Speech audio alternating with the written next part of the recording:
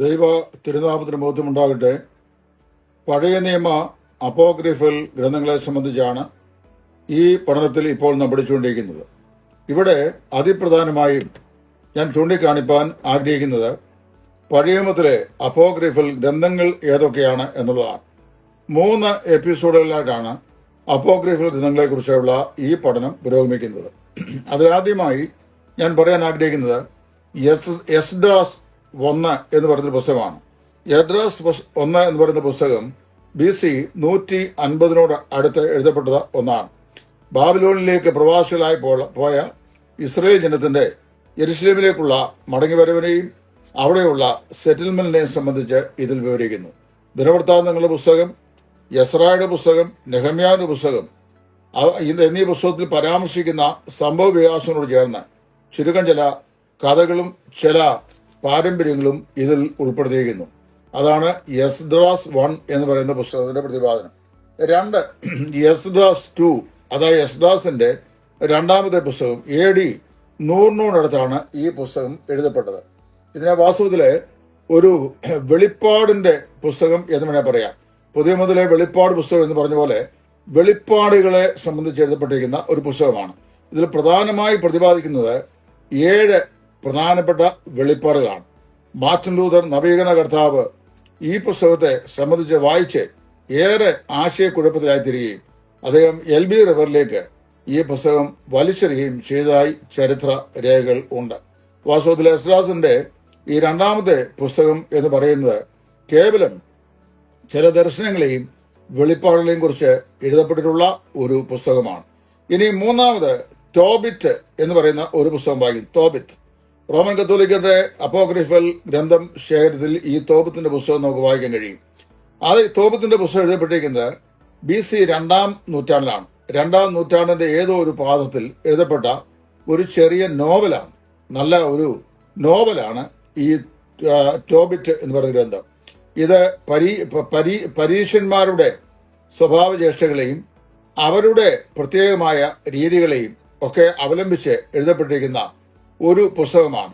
അതിനകത്ത് ശുദ്ധാശുദ്ധ നിയമങ്ങൾ, അതുപോലെ തന്നെ വൃത്തിയുള്ള ആഹാര രീതികൾ, അതുപോലെ ഈ പരമ്പരാഗതമായി അവർ ചെയ്തു വന്നിരുന്ന വാഷിങ്സ്, കഴുകലുകൾ, ശരീരശുദ്ധി സംബന്ധിച്ച കഴുകലുകൾ, അതുപോലെ ജീവിത വിശുദ്ധി, ഉപവാസം, പ്രാർത്ഥന എന്നിങ്ങനെ പരീശന്മാർ മുറുകെ പിടിച്ചു വന്ന പല സാരോപദേശങ്ങളും ഈ പുസ്തകത്തിൽ രേഖപ്പെടുത്തിയിട്ടുണ്ട്. ഇതിനെ വാസ്തവത്തിൽ തിരുവെഴുത്ത് എന്ന് പറയാനായിട്ട് നമുക്ക് സാധിക്കത്തില്ല. കാരണം എന്ന് വെച്ചാൽ ഇതിനകത്ത് ഭിക്ഷ കൊടുക്കുക എന്നുപോലെയുള്ള പല കാര്യങ്ങളും വളരെ വ്യക്തമായി ഇത് എഴുതിയിട്ടുണ്ട്. അത് ഭിക്ഷ കൊടുക്കുന്നത് മോക്ഷത്തിനും നന്മയ്ക്കും കാരണമായി തീരും എന്നൊക്കെയുള്ള പ്രതിപാദനങ്ങൾ ഈ പുസ്തകത്തിൽ നമുക്ക് കാണുവാനായിട്ട് സാധിക്കുന്നുണ്ട്. അപ്പോൾ BC 2-ാം നൂറ്റാണ്ടിന്റെ ആദ്യ ഭാഗത്തിൽ എഴുതപ്പെട്ട ഈ പറയപ്പെട്ട തോബിത്ത് എന്ന് പറയുന്ന ഈ പുസ്തകം വാസ്തവത്തിൽ അവർ യഹൂദന്മാരുടെ, വിശേഷ പരീശന്മാരുടെ സെറിമോണിയൽ വാഷിങ്സ്, ശുദ്ധാശുദ്ധ നിയമങ്ങൾ, അതുപോലെ ചാരിറ്റി, അതായത് ഈ ജീവിത വിശുദ്ധി, പിന്നെ ഔദാര്യ ദാനങ്ങൾ, ഉപവാസം, പ്രാർത്ഥന ഇത്യാദി വിഷയങ്ങളെ കൈകാര്യം ചെയ്യുന്നു. അടുത്തത് ജൂദിത്ത് എന്ന് പറയുന്ന ഒരു പുസ്തകമാണ്.